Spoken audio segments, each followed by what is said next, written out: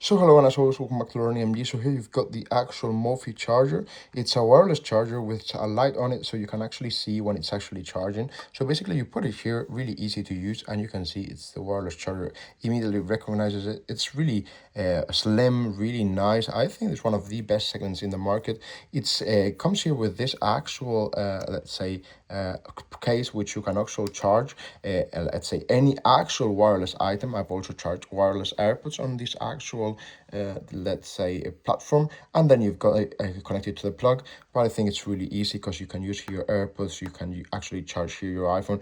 If you've got various iPhones, you do not have to have USB-C, or for instance, this one needs a different actual charger. So I just put it here and it's automatically charging. And if you haven't actually noticed, once it's charging, you've got the light. Therefore, if you ever leave it and you do not see the light, it means it isn't actually charging. Okay. As always, if you've got any questions, just let me know in the comments, and thank you very much for watching.